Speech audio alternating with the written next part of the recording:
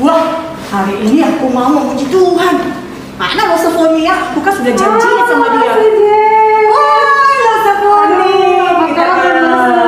Luar biasa. Adik-adik yang di rumah juga luar biasa kan? Iya, apa kabar adik-adik di rumah? Ya, oke. Supaya mereka semangat memuji Tuhan, kita tes.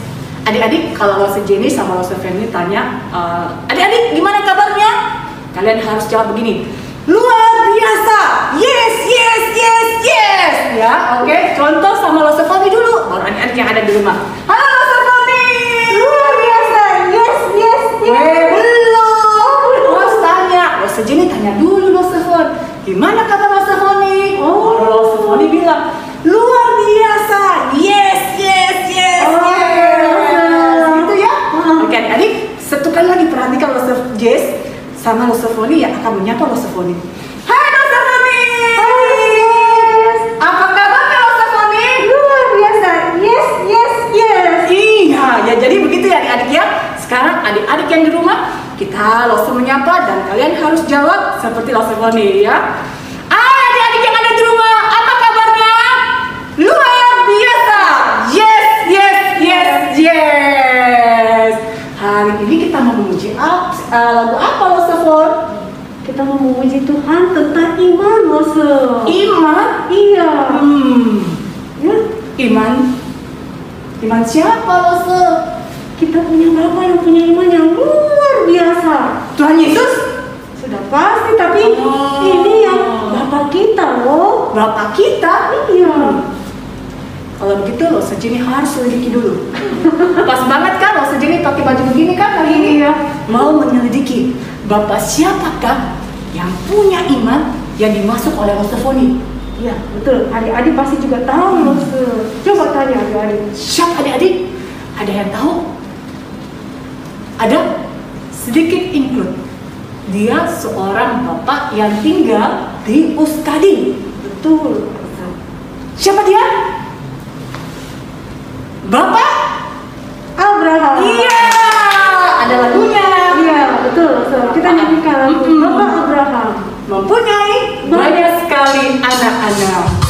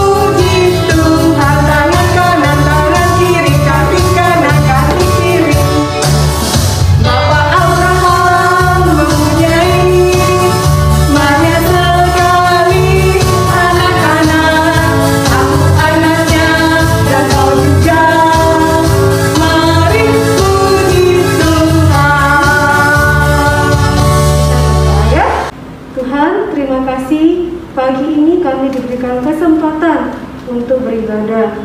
Kami bersyukur Tuhan, tubuh yang sehat, dan kesempatan hari ini kami bersuka cita mau memuji Tuhan dan mengikuti firman-Mu. Tuhan pimpin kami, Tuhan ibadah kami, biarlah semuanya menyenangkan hati-Mu. Di dalam nama Tuhan Yesus kami berdoa. Amin. Lose, Iya, Lose? kita tadi sudah melihat tokoh iman dalam Alkitab.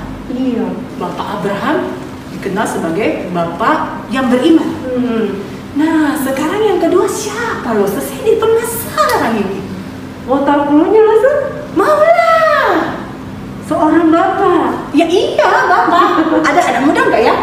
Oh, bapak Ada anaknya. Ada anaknya. Terus? Dia seorang yang taat. Ayub? Bukan ya. Tapi Ayub juga termasuk kan? Termasuk. Tapi bukan yang itu yang masuk Lo Femi ya? Bukan. Oh, siapa ya? Dia punya 3 anak dan 3 mantu.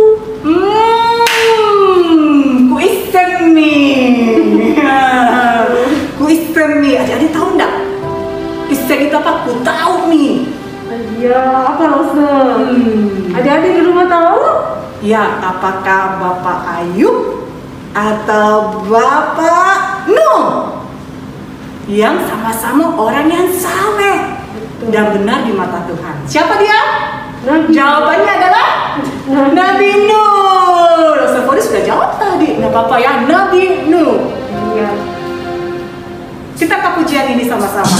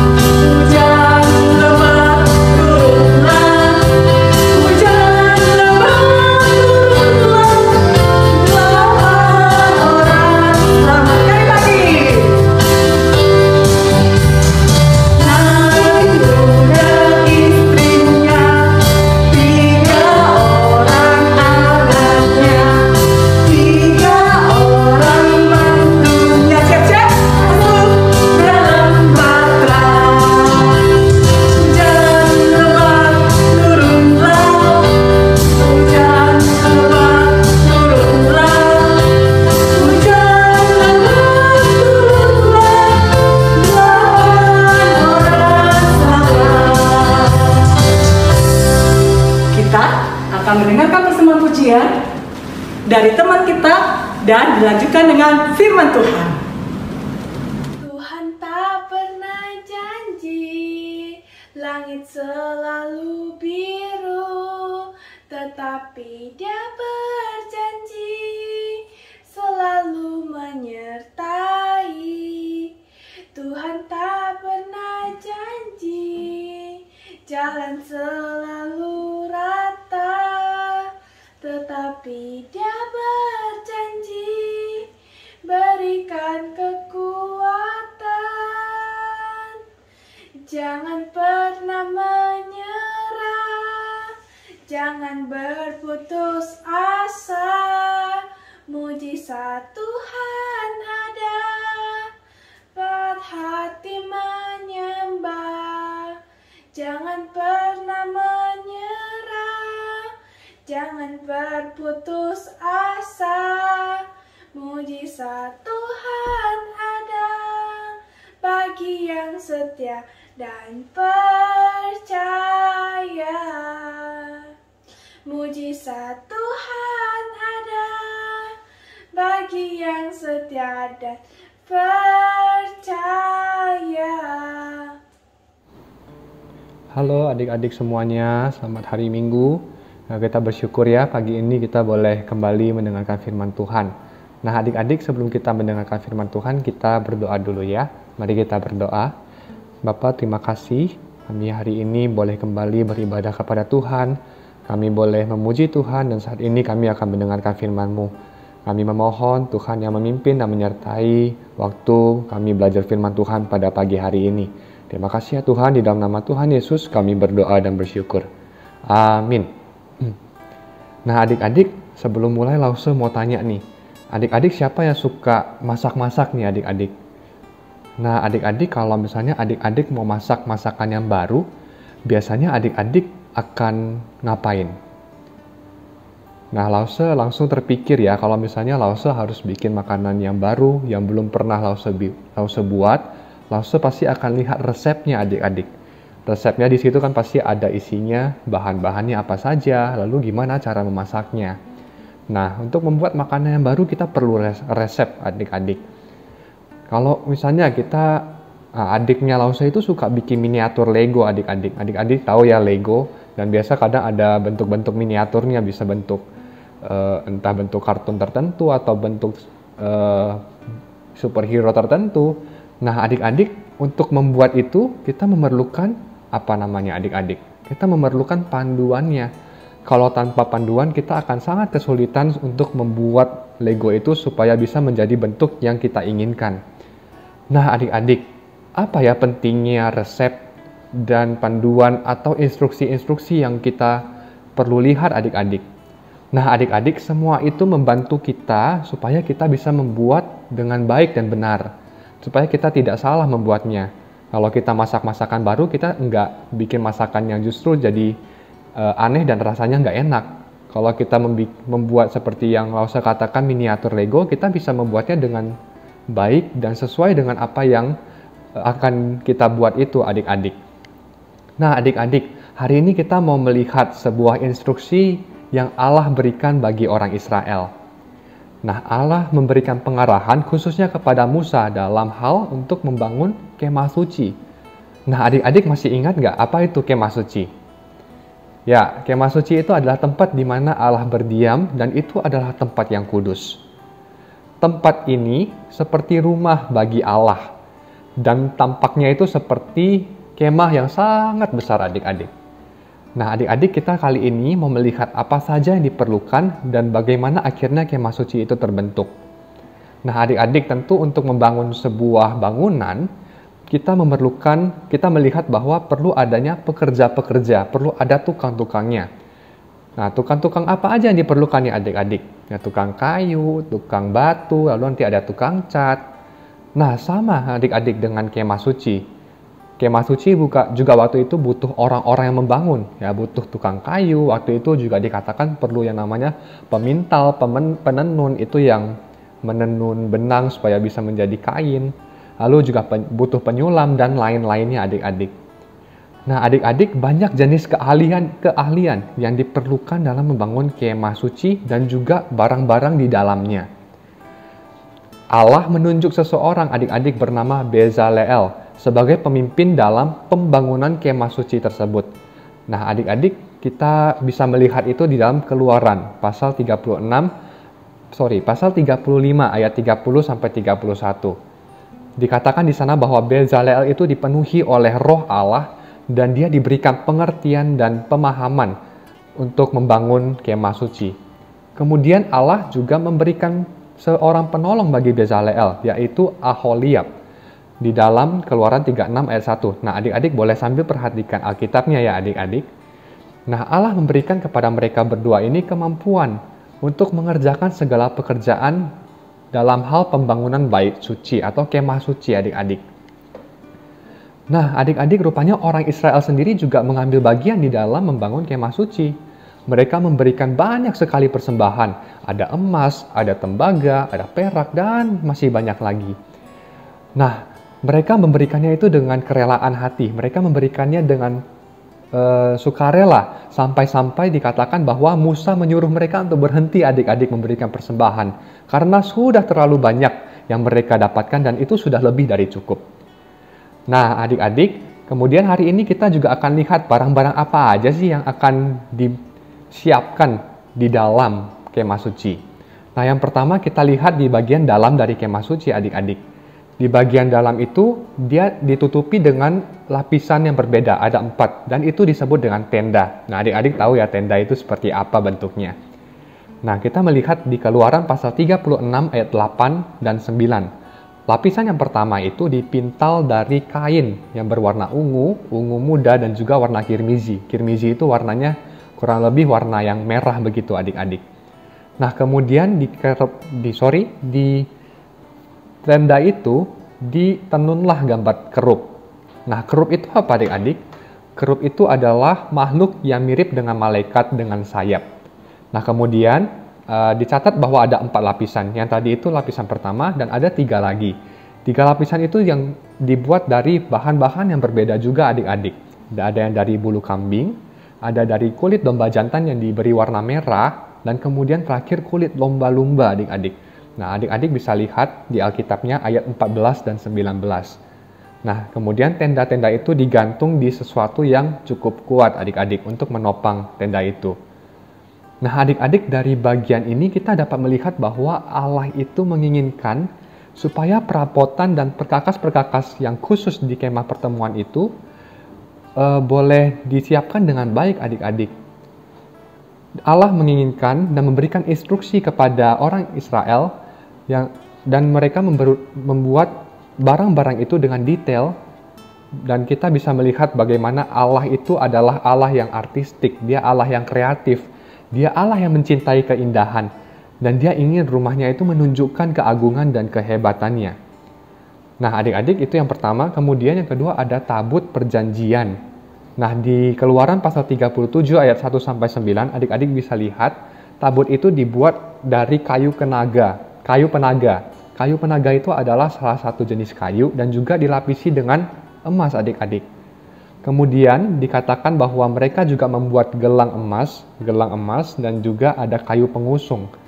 Nah, apa fungsinya? Fungsinya untuk membawa tabut itu ketika mereka harus bepergian adik-adik. Jadi ketika mereka harus berpindah tempat, mereka bisa mengangkat tabut itu. Kemudian di bagian atasnya itu juga diberikan kerup adik-adik. Seperti yang tadi sudah Laus sampaikan ya, kerup itu adalah sebuah simbol gitu ya, makhluk yang seperti malaikat yang punya sayap. Nah, lalu Allah juga memberikan perintah bagi orang Israel untuk membuat sebuah meja khusus. Nah, kita perhatikan di Keluaran pasal 37 ayat 10-16 adik-adik. Meja itu disebut sebagai meja roti sajian, yang juga dibuat dari kayu penaga dan dilapisi dengan emas. Allah juga menyuruh Musa untuk membuat bingkai di meja itu juga dari emas. Dan juga dipasang gelang pengusung dan juga kayu pengusung adik-adik. Gelang emas dan kayu pengusung. Nah, Allah berkata juga untuk membuat benda-benda yang lain adik-adik. Nah, ada namanya pinggan, ada namanya cawan, ada piala, dan ada yang namanya kandil. Nah, adik-adik, itu barang-barang yang diperlukan di sekitar meja jamuan itu adik-adik. Dan benda-benda itu juga terbuat dari emas. Nah, adik-adik, yang keempat, Allah juga memberikan instruksi supaya mereka membuat sebuah tongkat lampu yang khusus. Dan tongkat khusus ini disebut dengan kandil. Adik-adik bisa melihat di Keluaran pasal 17 ayat 17-24. Nah, kandil ini juga terbuat dari emas dan memiliki 7 lampu di atasnya.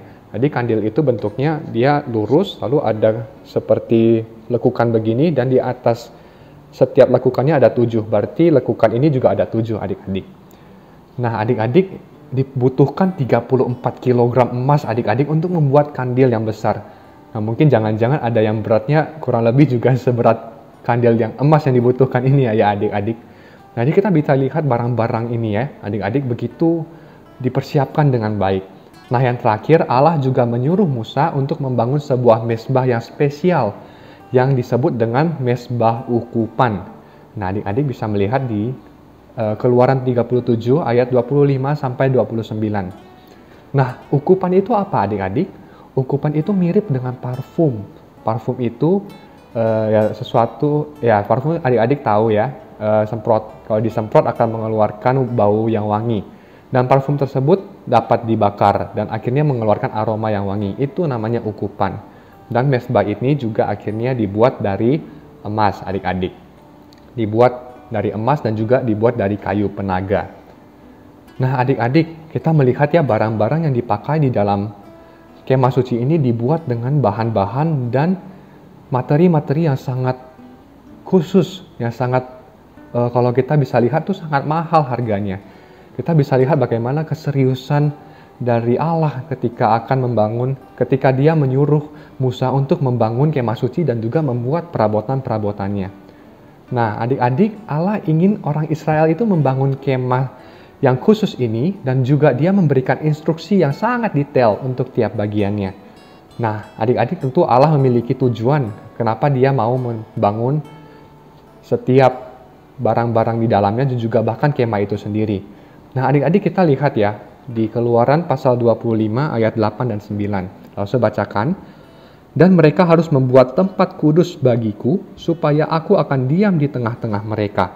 Menurut segala apa yang kutunjukkan kepadamu sebagai contoh kemah suci dan sebagai contoh segala perabotannya, demikianlah harus kamu membuatnya. Nah, adik-adik, Allah ingin berdiam di antara umatnya. Ia menyediakan cara, menyediakan jalan untuk menyembah Dia. Dan ini menunjukkan bagaimana Allah itu Allah yang kudus, Allah yang berkuasa. Dan meskipun Dia adalah Allah yang besar, Dia tetap mau tinggal di tengah umat-umatnya. Nah, adik-adik, beribu-ribu tahun kemudian, Allah mengutus anaknya Yesus untuk datang ke bumi dan berdiam di antara umatnya. Allah membuat suatu cara yang khusus waktu itu bagi orang Israel untuk menyembah Dia. Dan itu semua menunjuk kepada juru selamat, yaitu Yesus, yang juga dijanjikan akan datang suatu hari nanti dan Dia diam di tengah-tengah umatnya, adik-adik. Dan Allah menepati janjinya. Kita tahu bahwa Yesus telah datang dan diam di tengah-tengah umat Israel. Ia telah membuat jalan bagi kita untuk bisa menyembah dan mengenal Dia melalui kehidupan dan pengorbanan Yesus Kristus. Kemah suci dan segala sesuatu yang ada di dalamnya menunjuk kepada Yesus Kristus. Nah, adik-adik, ketika kita mendengarkan firman Tuhan ini, mungkin ini memang hanyalah kita melihat barang-barang yang ada di dalam bait suci. Kita melihat pembuatannya. Tetapi biarlah melalui hal yang kita lihat ini, kita pelajari ini, semuanya itu mengingatkan kita akan siapakah Allah itu. Dan bagaimana Dia juga rindu mau diam bersama dengan umatnya. Adik-adik, mari kita bersatu dalam doa. Bapa, kami bersyukur Engkau adalah Allah yang mau tinggal dekat bersama dengan kami dan Engkau mau tinggal bersama-sama dengan kami. Engkau bahkan rela mengutus anak-Mu Yesus Kristus untuk datang ke dunia, untuk boleh menjadi terang dan menjadi garam. Dan biarlah kami bersyukur akan apa yang telah Engkau lakukan bagi kami. Kami juga bersyukur untuk saat ini ada gereja yang boleh kami juga bersama-sama datang dan boleh juga menikmati hadirat Tuhan ketika kami boleh datang ke gereja. Ya Bapa, biarlah kami sebagai anak-anak Tuhan boleh menyadari akan kebesaran Tuhan, akan siapakah Engkau, dan juga menyadari bahwa Engkau Allah yang begitu baik. Terima kasih Tuhan Yesus, kami sudah mendengarkan firman-Mu, dan biarlah firman-Mu tertanam dalam diri kami. Di dalam nama Tuhan Yesus kami berdoa dan bersyukur. Amin. Nah, adik-adik, setelah ini akan ada salah satu teman kita yang akan menghafalkan ayat hafalan. Dan mereka harus membuat tempat kudus bagiku, supaya aku akan diam di tengah-tengah mereka. Menurut segala apa yang kutunjukkan kepadamu sebagai contoh kemah suci, dan sebagai contoh segala perabotannya. Demikianlah harus kamu membuatnya. Sis, hari ini kita sudah kenal dua bapak. Iya, Bapak Abraham yang dikenal sebagai bapak yang beriman. betul. Nabi Nuh sebagai bapak Ya, saleh dan taat. Iya. Benar di mata Tuhan ya. Dan semua itu melakukannya untuk Tuhan. Betul. Dan Tuhan memberkati kehidupan Wow, mereka. luar Bagaimana biasa. dengan kita, Se? Apakah kita mau diberkati? Mau dulu Iya, Tuhan saja sayang ya. Dia 5.000 orang aja dia beri makan. apalagi saya Apalagi dong. kita. Jadi kita harus juga mau taat dan hidup saleh. Siap. Dan beriman loh, Se. Iya, beriman percaya Oke. kepada Tuhan Yesus. Kita ajak adik-adik ya. Iya, Kita mau kita memberikan persembahan Sembahang. lewat rekening yang ada di bawah ini dan barcode yang ada di atas ya. Kita nyanyikan 5 roti dan 2 ikan.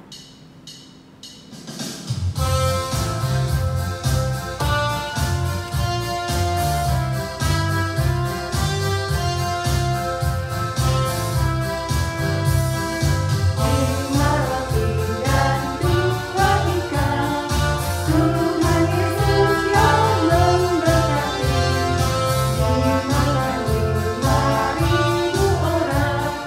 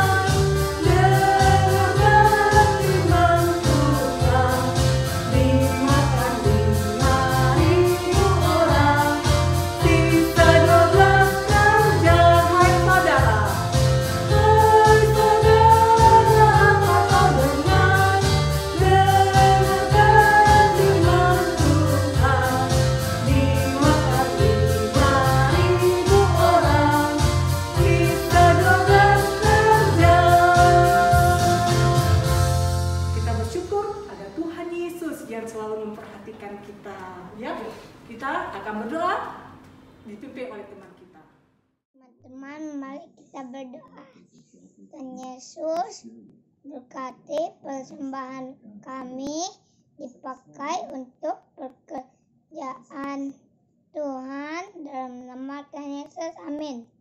Adik-adik, saya undang kita bangkit berdiri sekalian, dan biarlah segala kemuliaan hanya bagi Tuhan kita. Bapa, terima kasih.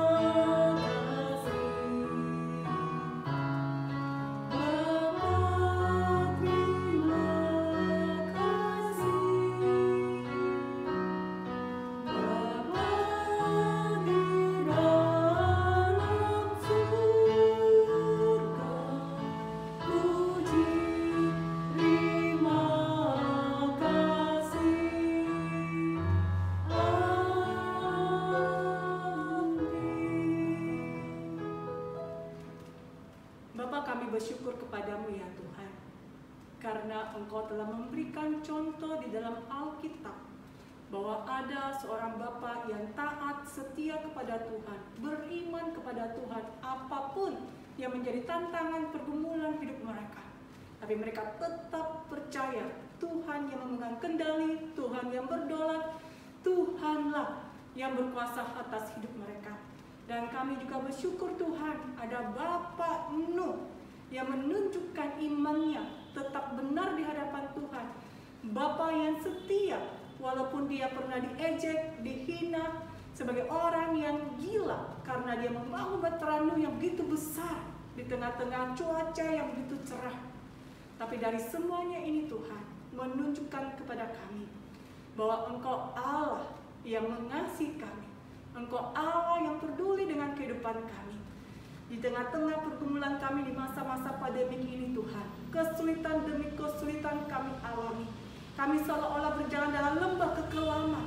Tapi kami bersyukur, kami diingatkan untuk tetap percaya kepada Tuhan, untuk tetap setia dan taat, sampai menantikan waktu Tuhan akan memberikan kepada kami kemenangan, kehidupan yang sempurna. Tuhan, biarlah di masa-masa pandemik ini kami mohon kasih karunia Tuhan yang mencurahkan berkat-Mu kepada setiap anak-anak-Mu yang belajar secara online. Bagi setiap anak-anak-Mu yang mengalami kesulitan, biarlah Tuhan Allah yang akan menyediakan terbaik bagi mereka. Tuhan Allah yang akan membukakan jalan bagi mereka. Dan biarlah Engkau Allah sumber kehidupan kami. Dokter di atas segala dokter, tabib di atas segala tabib, boleh menjamah kami, memberikan kekuatan dan kesehatan sepanjang kami menghadapi masa-masa pandemi ini. Bagi keluarga mereka yang sedang terpapar COVID-19 Tuhan, kami juga mohon belas kasihan Allah, memberikan mereka nafas kehidupan, kesehatan, pemulihan yang Kau nyatakan Tuhan. Terima kasih Tuhan, kami percaya dan kami mau setia dan taat kepada Engkau dari sekarang sampai selama-lamanya. Karena kami percaya berkat daripada Allah Bapa, keselamatan dari Tuhan kami Yesus Kristus, kekuatan penghiburan dari Roh Kudus senantiasa menyertai kami, memberkati kami dari sekarang dan sampai selama-lamanya. Dalam nama Tuhan Yesus kami sudah berdoa. Amin. Adik-adik silakan duduk lagi. Iya Rosefoni, kita tetap semangat ya. Iya betul. Walaupun di tengah pandemi ini tetap di dalam Tuhan. Iya. Seperti Rosefoni nih, Rosejeni lihat Rosefoni selalu semangat. Sama Rosejeni. Iya, karena Rosejeni percaya Tuhan Yesus sanggup melakukan perkara yang ajaib. Nah, di tengah-tengah ketaatan kita, kesetiaan kita kepada Tuhan, jangan lupa untuk tetap beribadah kepada Tuhan, berdoa kepada Tuhan, ya. Dan kita juga mau melakukan proyek ketaatan. Iya. Iya, adik-adik yang mau lakukan proyek ketaatan, jangan lupa share ke loser-losernya. Dan terima kasih juga, kita bersyukur adik-adik yang ada di rumah, walaupun mereka secara online, tapi mereka setia ikut ibadah. Karena mereka selalu katakan, sudah selesai, sudah ibadah. Jadi adik-adik tetap semangat, kasih jempolnya, sudah ibadah ya. Iya, supaya kita juga tahu adik-adik setia ya. Iya, nah jangan lupa juga untuk family Altar. altar. Nantikan terus pelayanan sekolah minggu untuk boleh menjadi saluran berkat bagi adik-adik sekalian. Karena sekolah minggu hadir untuk menjadi rekan keluarga, menjadi sahabat bagi anak-anak, dan untuk melayani Tuhan bersama-sama. Ya, sampai jumpa.